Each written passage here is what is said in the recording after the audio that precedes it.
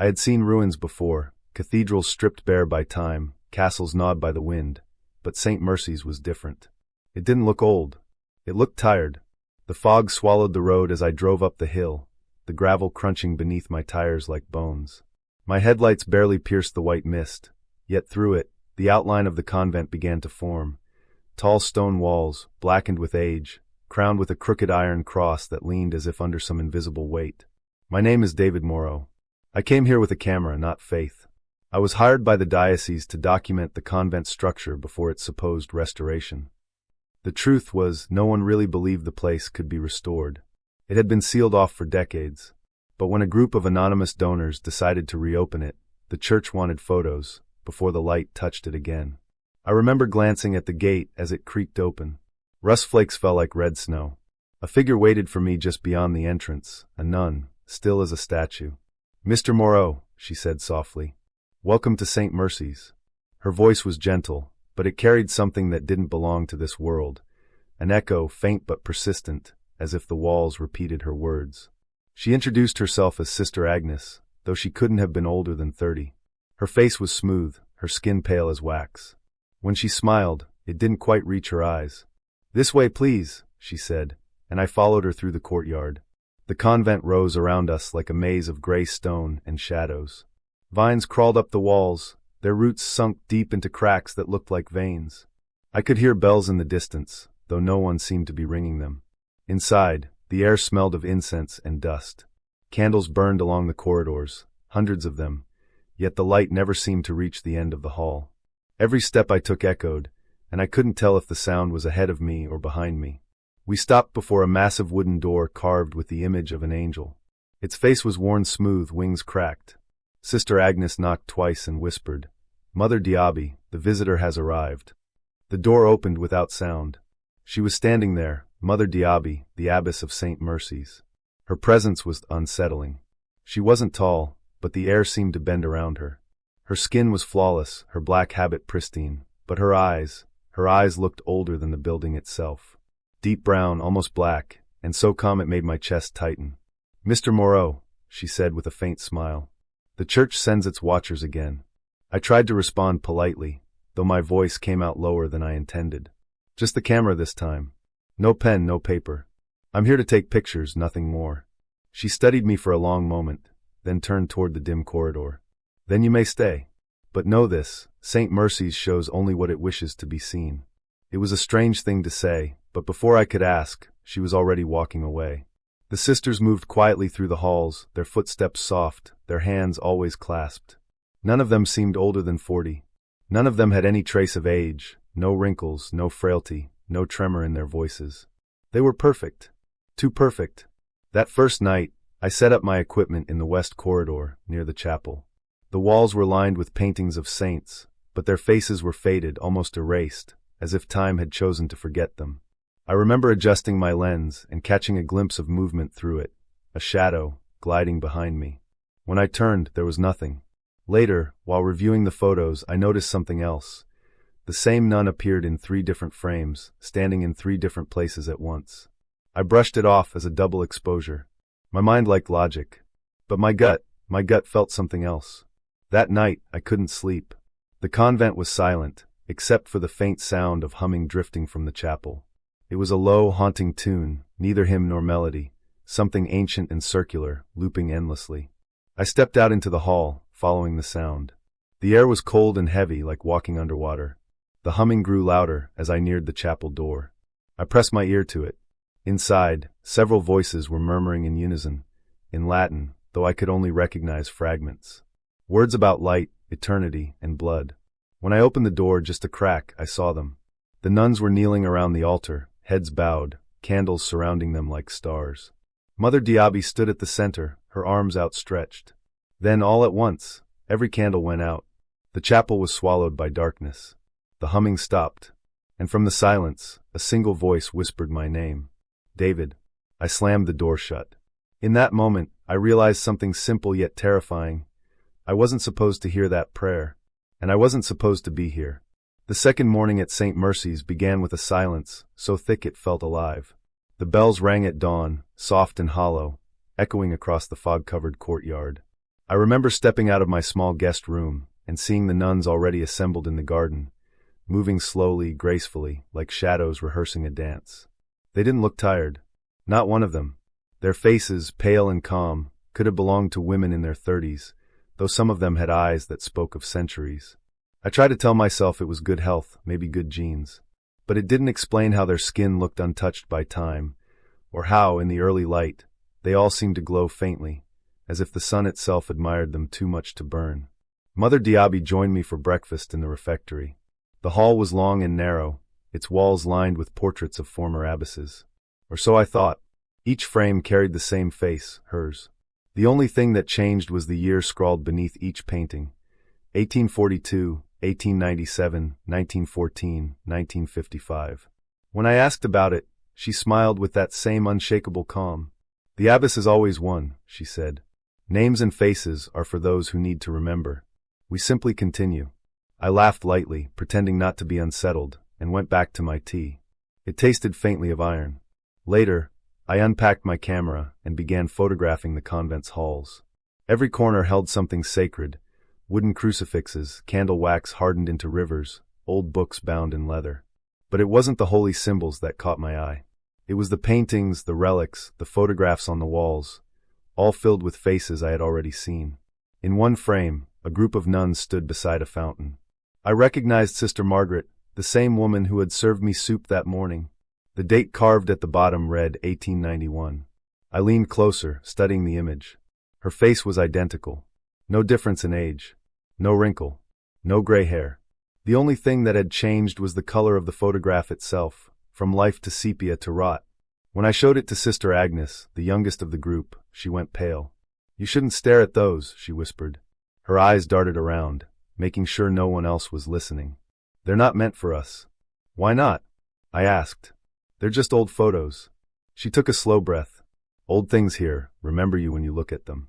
Then she turned and walked away, her hands trembling as she clutched her rosary. The rest of the day passed in a haze. I wandered the corridors, snapping pictures, trying to convince myself it was all superstition. Yet the feeling of being watched clung to me like a cold mist. Sometimes, when I glanced quickly over my shoulder, I thought I saw movement, the flicker of a habit disappearing behind a door, a shadow crossing a hallway. That night, I found myself in the chapel. The air was heavy with incense, and the candles cast a trembling light on the altar. I sat in the last pew, listening to the faint hum of the sisters' prayers echoing from the other side of the walls. A whisper drifted through the stillness, close, almost beside my ear. "Leave before the prayer of renewal." I turned sharply, but no one was there. The pews were empty. I told myself I was imagining things.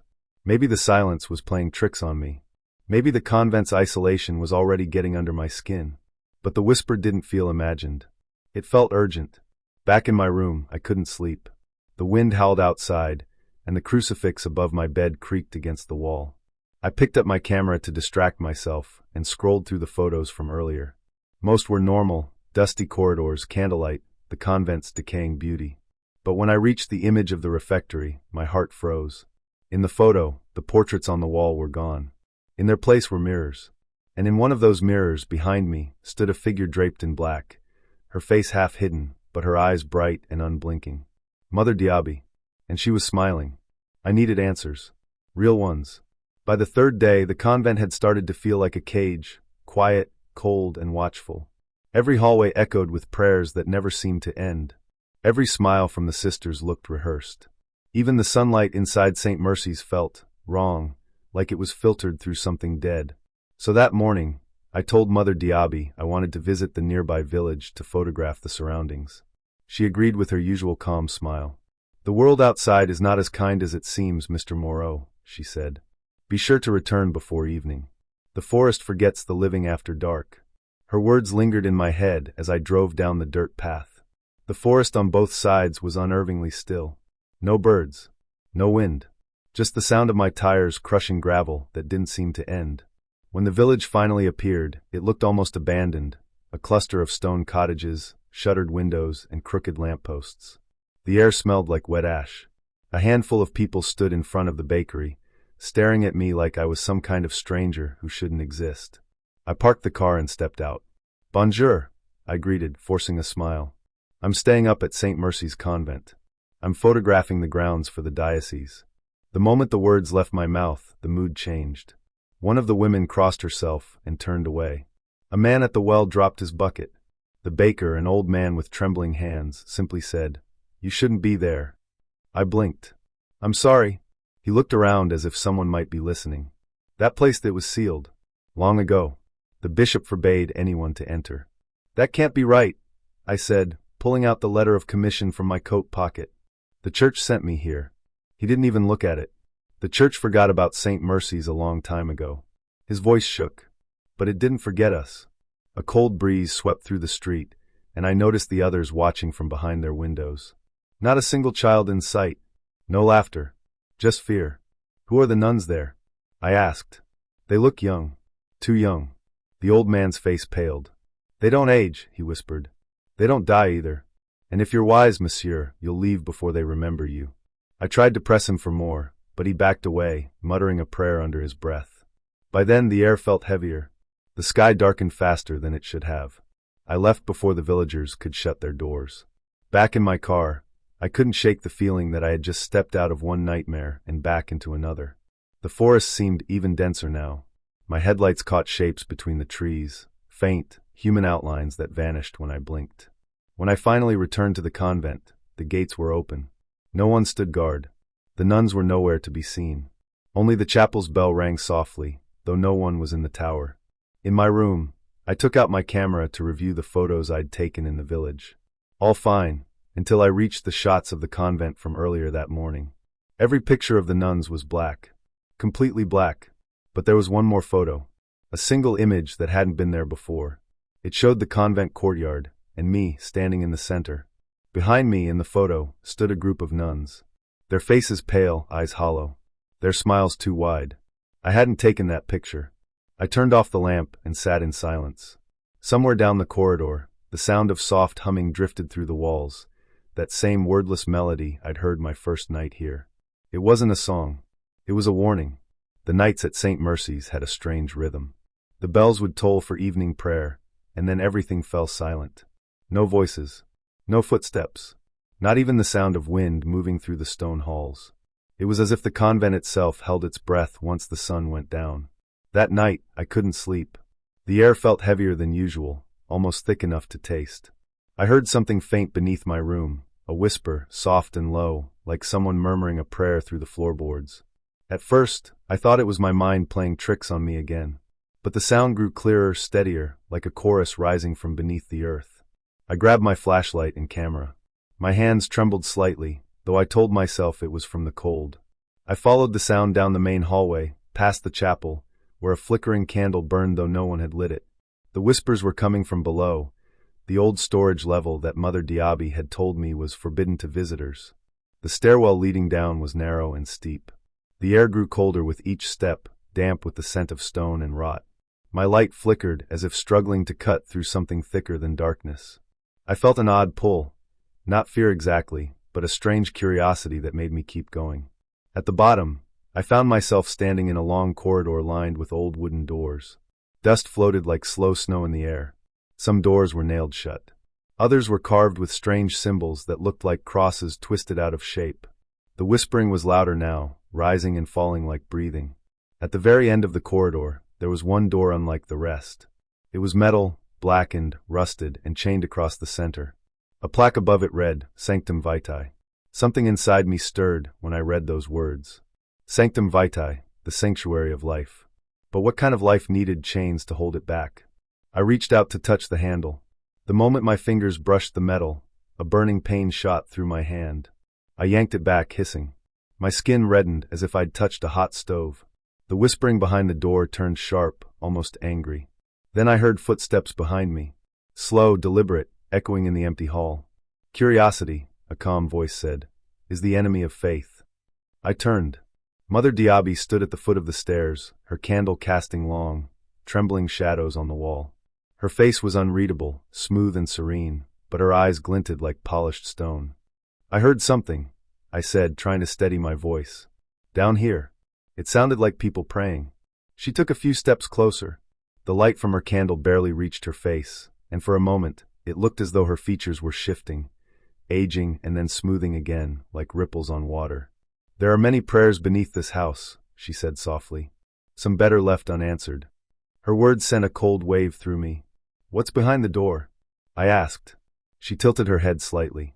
"A reminder," she whispered, "that faith comes with a price, and that not every soul accepts its cost." Before I could respond, she moved her hand in a slow, deliberate gesture, the kind you'd use to calm a frightened animal. "Return to your room, Mr. Morrow. The night is not kind to wanderers." Something in her tone, calm but absolute, made it impossible to argue. I turned back toward the stairs, but curiosity still gnawed at me like a toothache. I could feel her eyes on me all the way up, heavy and cold. When I finally reached my room, I locked the door behind me. My hand still stung where I'd touched the handle. The skin wasn't burned, but under the faint lamplight, I saw something strange. Thin, dark lines running under my skin, like veins, but moving. I washed them under cold water, rubbing until they faded. But even then, I could feel a pulse where there shouldn't have been one. That night, as I lay in bed, I heard it again, the whispering from below. Only this time it wasn't prayer. It was laughter. Slow, broken laughter echoing through the stone. And I could swear, somewhere in that sound, a voice spoke my name. The first thing I noticed that morning was the clock. It was an old brass thing mounted on the wall across from my bed, its hands frozen at 2:13. The second hand trembled slightly, as if caught between life and death. I blinked a few times, rubbed my eyes, but it didn't move. I reached for my wristwatch on the nightstand. 4:47 a.m. I frowned. I was sure I had gone to bed before midnight. The air inside the convent felt heavy that morning, thicker than usual. The kind of air that carries a smell you can't name. My window was open, but no wind entered. I could hear something, though, a faint humming, like a choir warming up far beneath the floorboards. I told myself I was imagining things. At breakfast, the nuns moved like clockwork, bowing their heads, whispering grace, eating in complete silence. Not a cough, not a scrape of spoon against bowl. Only the sound of the old grandfather clock in the corner. I looked at it for a while, trying to match its time with my wristwatch. It didn't match. The clock read 8:02. My watch said 6:51. "Mother Diaby," I said quietly as she passed my table. "Your clocks are strange. They don't keep the same time." She looked at me, her pale eyes calm and unbothered. "Time is God's design, Mr. Morrow. We only borrow it." Her voice was soft, but the words stayed in my head like a splinter. Later that day, I decided to photograph the chapel.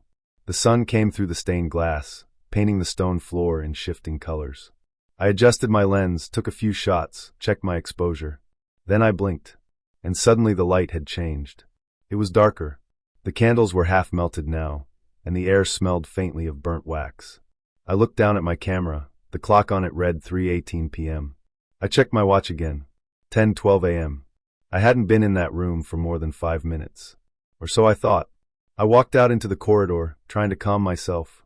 The hallways of St. Mercy's were endless, every turn looking exactly like the one before. The same old paintings of saints, the same faint echo of footsteps that didn't belong to me. When I reached my room, I found my tape recorder on the desk. The red light was blinking. Recording. I didn't remember turning it on. With a shaking hand, I pressed stop and played it back. Static filled the air at first. Then my own voice came through, quiet, distant. "He watches beneath the floor." I froze. I didn't remember saying that. More whispers followed, but they weren't mine. A woman's voice, reciting something in Latin. I couldn't make out all of it, but I caught a few words: tempus sanguis aeternitas. Time, blood, eternity. A shiver ran through me. I replayed the tape again and again, but each time it sounded different. The voices grew closer, more desperate, until I thought I heard breathing, right behind me. I turned. The room was empty. That night I tried to stay awake, sitting on the edge of my bed, the recorder in my lap. But my eyes grew heavy, and at some point, the world slipped away. When I woke up, it was morning again. The same brass clock still hung on the wall, but now it read 2:13. The same time as before. The same second hand, trembling. I checked my watch. It was 4:47 a.m. The exact same time as yesterday. And that's when I realized something I didn't want to admit. Time inside St. Mercy's wasn't moving in one direction anymore. It was circling, feeding on itself. And somehow, I was already caught inside it. The library at St. Mercy's felt like it didn't belong to the same world as the rest of the convent. It was vast and cold, the air heavy with the smell of wax, dust, and age. Rows of ancient books stretched up to the ceiling, their spines cracked and fading. A single stained-glass window threw red and gold light across the floor, painting the room in colors that reminded me of blood and decay. I had been there for hours, digging through old archives and parish records. Most of the pages were half-burnt, eaten by time, or written in Latin that I could barely understand. But I wasn't looking for words. I was looking for faces. A box of photographs sat on the lowest shelf, marked with the date 1912. The edges were curled, and the paper felt soft as skin. I pulled one free, brushing the dust away. At first glance, it was just another group photo. The Sisters of St. Mercy's standing before the chapel, hands folded, eyes raised to heaven. But then my heart began to race. In the second row, slightly to the left of the center, there she was. My mother. Her name was Elise Moreau. I'd memorized her face through the few family photos I had, soft eyes, a narrow chin, that small birthmark beneath her lip. It was her, without question. But the date at the bottom made my stomach twist, 1912. That couldn't be right. My mother was born in 1950. I brought the photograph closer, my pulse hammering. The woman in the picture wasn't just similar, it was identical. Not a younger version. Not a relative. The same woman, frozen in another century. My hands began to tremble. For a moment I thought I might faint. The light through the stained glass flickered, as though the room was breathing. I heard the door creak open behind me. "Working late again, Mr. Moreau?" Mother Diaby's voice was calm, almost kind, but it made every muscle in my body stiffen. I turned around slowly, clutching the photograph in my hand. "I found something," I said. My voice cracked. "This picture." She stepped closer, her face half lit by the colored light. Her eyes, dark and still, studied me. "Ah, the old archives," she murmured. "Such fragile things. Best left untouched." "This woman," I said, pointing at the photo. "That's my mother." Her lips curved into a faint smile, not of surprise but recognition. "Is it?" "You know it is," I snapped. "Why is she here?" This was taken decades before she was even born. Mother Diaby took the photo from my hands, her fingers brushing mine. Her skin was cold, too cold. She examined the image for a moment, then looked up at me. "Sometimes," she said softly, "God shows us reflections of what we fear to lose." "That's not an answer," I said. "It is the only one you need," she replied. Her calmness terrified me more than anger ever could. She placed the photograph back into the box and closed it gently, as if burying it. Then she turned to leave, her long black robe whispering across the floor. Before she stepped through the doorway, she paused. "You are a curious man, David," she said. "Be careful. Curiosity has taken many things from this house. Don't let it take your mind as well." When she was gone, the silence felt heavier than before. I sat there, staring at the closed box. I didn't sleep that night. The photograph haunted me. I couldn't stop seeing her face, her eyes, that faint smile. My mother had always refused to speak about her past, about where she was born, or the years before she met my father. I used to think it was just pain she didn't want to relive. Now I wasn't so sure she remembered it at all. As the hours dragged on, I found myself staring at the ceiling, listening to the distant hum of chanting from somewhere deep in the convent. The sound was faint, like a prayer buried under layers of stone. When I finally drifted into sleep, I dreamed of her. She stood in a chapel lit by hundreds of candles, wearing the same black veil as the sisters. Her face was pale, her lips moving silently. I tried to speak, but my throat wouldn't open. Then she turned toward me. Her eyes were white, not from blindness, but from something shining beneath the surface. She smiled faintly and whispered, "I traded my time for yours." I woke up gasping, the sheets damp with sweat. Somewhere in the distance, the convent bell tolled 3 times. And from the library below, I could swear I heard the soft click of a photograph being taken. Sister Agnes came to me just before midnight. Her pale face appeared in the dim light of my candle, the shadows of the convent stretching behind her like black wings. She didn't speak at first, only pressed a trembling finger to her lips. Her eyes darted toward the chapel door, then to the hallway where Mother Diaby's quarters were. "Follow me," she whispered. But quietly. "They can't know." I didn't ask questions. By then, the fear in her voice said more than words ever could. I grabbed my camera, though I wasn't sure why anymore. Proof? Curiosity? Survival? I wasn't sure which one was leading me. We slipped down the narrow corridor, our footsteps echoing faintly on the cold stone floor. The convent was asleep, or pretending to be. I could still hear the faint chanting that never seemed to stop here, low and rhythmic, like breathing. Agnes led me toward the back of the convent, down a stairwell I had never seen before. The air grew colder the deeper we went, and soon even my breath was visible in the candlelight. At the bottom was a heavy wooden door bound in iron. It looked older than the building itself. She reached into her robe and pulled out a ring of keys. Her hands shook so badly she dropped them twice before finding the right one. When the key turned, I heard something groan behind the door, as if the building itself was alive and in pain. We stepped inside. The air was thick, wet, and metallic. My candle flickered, and I saw it, a vast, circular chamber carved from black stone. The floor was marked with hundreds of lines and symbols that looked like veins spreading out from a single point in the center. And at that center was something alive. A thick, red line pulsed across the stone like a living root buried in the floor. It glowed faintly, beating in rhythm with a heart that wasn't mine. Every pulse filled the room with a soft, wet sound, like a deep breath beneath the ground. "The vein of eternity," Agnes said, her voice trembling. "It's what they worship." I stepped closer, unable to look away. The closer I got, the stronger the sound became. I could feel it moving beneath my feet, like a heartbeat traveling through the stone and into my bones. "What is it?" I asked. "Not God," she said. "Not anymore." She told me the story in fragments, her words broken by fear. The nuns weren't chosen by faith, but by offering. Every 30 years, they performed the prayer of renewal, kneeling before this living vein. It drank their blood, their years, their time. In return, it gave them eternal youth. They didn't die, they simply stopped aging. "Mother Diaby says it is divine," Agnes whispered. "But I think it's something older. Something that fell before heaven was made." My heart was pounding so loud it almost matched the pulse of the thing below us. I raised my camera, trying to capture proof, but the flash wouldn't fire.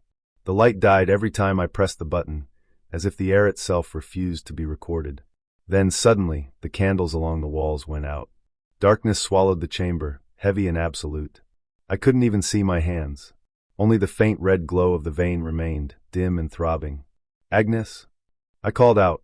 She didn't answer. I heard her breathing, quick and shallow, then a faint sound, a whisper. Not from her. From the walls. It came from everywhere at once. Dozens of voices, whispering in a language I didn't understand. The air moved around me, as if the darkness itself was alive.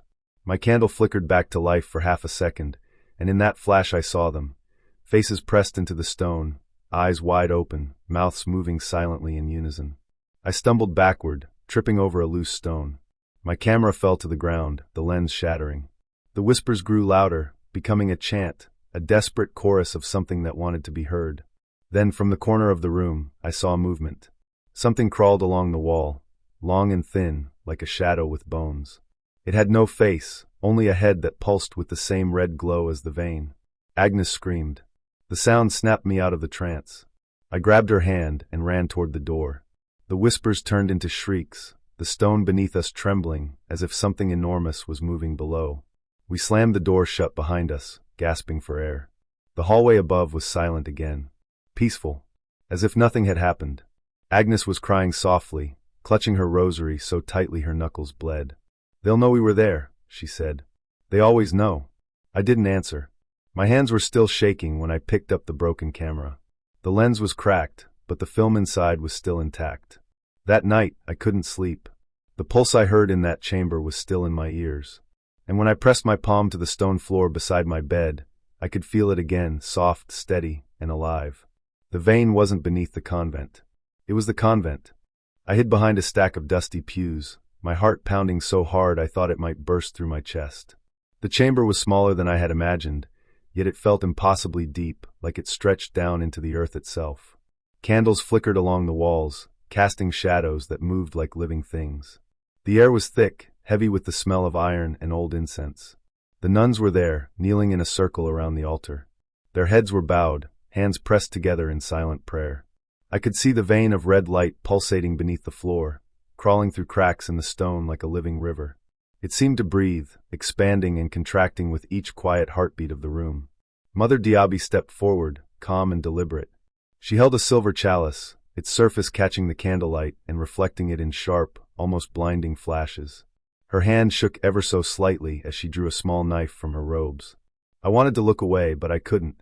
My entire body was rooted to the spot, my eyes glued to the scene. She pressed the blade against her wrist.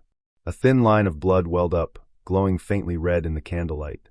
She tipped the chalice, and the blood fell onto the altar. I could feel the heat of it, a pulse running through the floor, a vibration that hummed through my teeth and into my bones. The vein absorbed it greedily, its pulse quickening, and then, as if on command, the other nuns followed. Each sister cut themselves in turn, letting their blood seep into the vein. Their chants rose in unison, a low, vibrating hum that seemed to reach into the very walls. The language was strange, almost guttural, yet strangely musical. I felt it coil around my mind, wrapping my thoughts like thick rope. And then it happened. The nun's skin began to glow. Not softly, not like candlelight, but with a deep, red, almost liquid shine. I could see their faces twist, wrinkles smoothing, eyes brightening. Time itself seemed to warp around them. They were becoming younger, not just in appearance, but in presence, as if the energy of centuries was flowing backward, undoing every mark of age. I wanted to scream, to run, but my legs would not obey.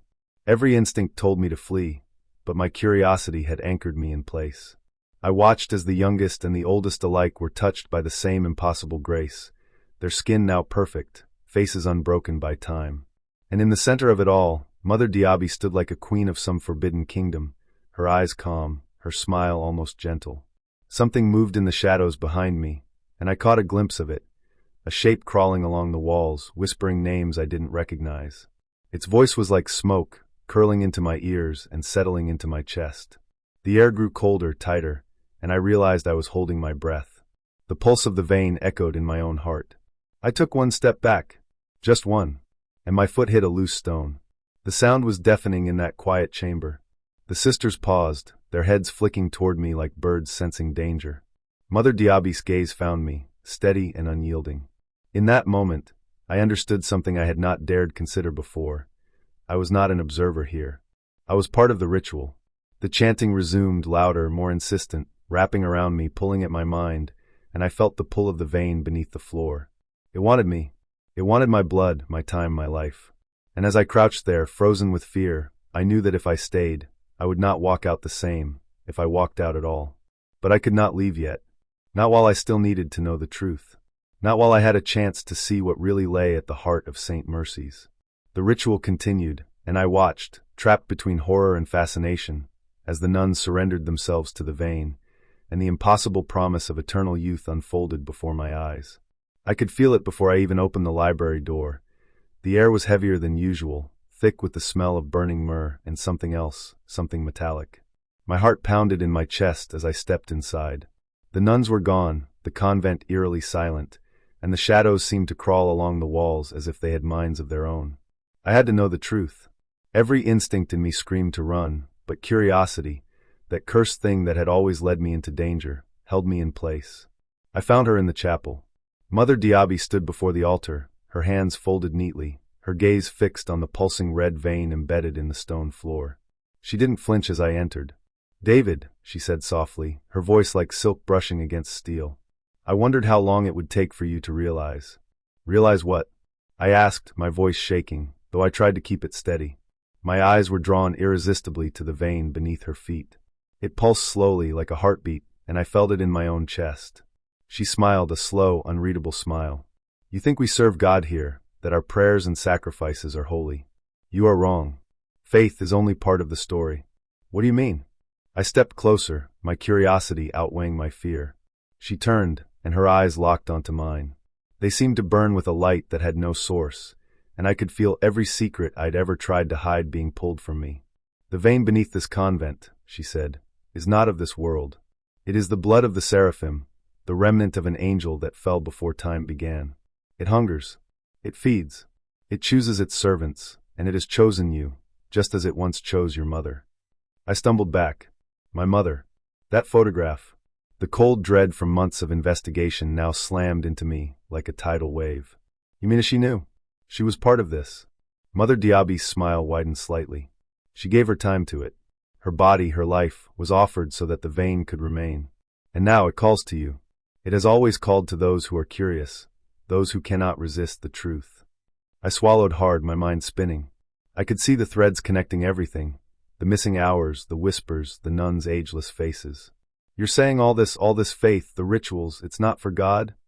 No, she said quietly, almost lovingly. It has never been about him. We serve the Eternal One. Time is its feast. Blood is its language. And faith is the glue that binds us to it. I could feel the vein throbbing beneath the floor like it was alive, calling to me, whispering promises of life beyond death. A part of me wanted to fall to my knees and surrender, to let it take me and answer the questions I had carried for years. But another part of me, the part that had always questioned, that had always fought against what seemed impossible, resisted. You brought yourself here, David, she said, stepping closer, the shadows of the chapel twisting around her. Every choice you've made has led you to this moment. The vein chose you long before you knew its name. I clenched my fists, my nails biting into my palms. And if I refuse? I asked, my voice barely above a whisper. Her smile never faltered. Then you die. But know this, even in death, the vein will remember you. It never forgets those who come seeking truth. I wanted to scream, to run, to throw myself into the forest outside, but I was frozen.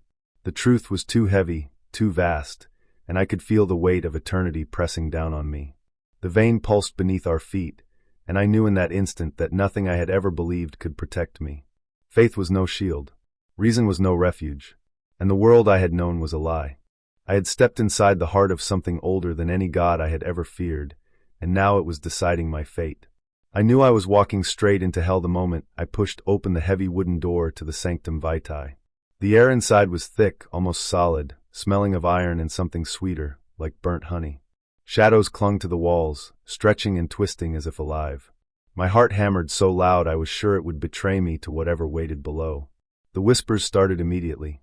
Low, almost inaudible at first, murmuring my name. David! David! I froze, every hair on my body standing on end. The voices weren't human. They slithered through the cracks in the stone, pooling around my feet and crawling up my legs. I wanted to run, but curiosity, that cursed curiosity, rooted me in place. The altar was there, exactly as Sister Agnes had described. The red vein pulsated beneath the stone floor like a heartbeat from the depths of the earth. The nuns knelt around it, their faces lifted, eyes closed, voices chanting in that impossible language. The light from the candles danced over their skin, turning it faintly red before smoothing it into perfect youth. My stomach churned. I wanted to look away, but I couldn't. Then I saw Mother Diaby. She moved with a grace that was almost unnatural, gliding toward the altar. Her chalice gleamed, catching the candlelight in flashes of silver. With a calm precision, she cut her wrist and poured the blood into the vein. The liquid hissed and sizzled as it touched the stone, smoke rising in thin, curling wisps. The pulse of the vein quickened, beating faster than any heart could. The nun's chants grew louder, the sound vibrating in my chest. I pressed myself against the cold stone wall, trembling. The floor beneath them seemed to breathe, rising and falling with their ritual. I could see faint shapes moving inside the vein, shifting, writhing, almost like faces trapped behind red glass. Something crawled out of the walls then. I swear it. Dark shapes, slick and wriggling, emerging silently, whispering in voices that sounded like a dozen languages at once. They circled the nuns, bending around them, wrapping the room in a suffocating presence. My skin prickled, as if I were being watched from inside my own body. I raised my camera in a shaking hand and snapped a photo, desperate to capture proof. The instant the shutter clicked, the camera screamed. The metal casing burned my fingers. I dropped it, heart racing, and it shattered against the floor, smoke curling from the lens. I wanted to scream, to run, to throw myself out of that cursed place, but my feet refused. My eyes were glued to the nuns, to Diaby, to that vein that fed on life itself. The chanting reached a crescendo, a sound that was too loud, too deep, vibrating my bones. The room seemed to tilt, the walls bending inward as the shadows grew taller, blacker, hungrier. And in that moment, I understood. This wasn't a convent. It wasn't about prayer or faith. It was a machine, a living thing that consumed time and life. The nuns were its priests, Diaby its master. And now I was standing in its pulse, my own life a fragile thread in the rhythm of that unholy heart. I stumbled back, gripping the cold stone, my breaths ragged. One of the dark shapes slithered close, whispering my name like a prayer I could not refuse. I realized then that I had already been chosen, just as my mother had been. And whatever happened next, I would not leave this place unchanged. The air in the sanctum vitae was thick and alive, almost breathing. The red vein pulsed beneath my feet like a heartbeat, a rhythm that seemed to synchronize with my own. Every step I took felt heavier than the last, as if the stone itself tried to drag me down. I could hear whispers all around me, voices both pleading and mocking, murmuring my name in a language older than the world. Mother Diaby emerged from the shadows, her presence absolute. She moved without sound, and when she spoke, her voice cut through the murmurs like a knife. "David," she said softly, her eyes unblinking, "you have seen too much to leave empty-handed. The vein has chosen you." I swallowed hard, trying to steady my shaking hands. "Chosen me for what?" I asked, though I already feared the answer. "To join us," she said, stepping closer. The vein beneath her feet pulsed brighter with each word. "To live beyond time. To never age. To never die. Or," her gaze darkened, "to refuse and become part of the vein's offering." The room seemed to tilt. I could feel the pull of it, the way the air vibrated with power. Images flashed in my mind, my mother, her face smooth and unlined, kneeling here centuries ago, the nuns, frozen in ageless devotion. I understood then that this was no convent, no prayer hall. It was a trap, a machine that devoured lives to make a few eternal. I shook my head, my heart pounding.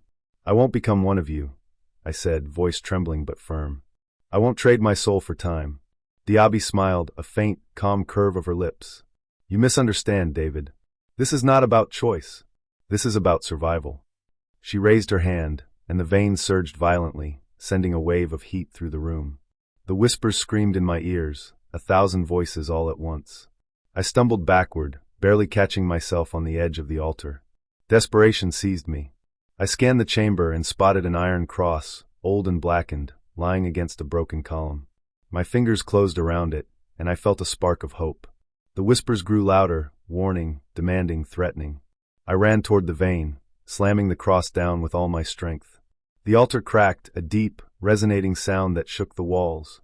Black smoke rose from the fissures, thick and choking, curling around my legs and pulling at my clothes.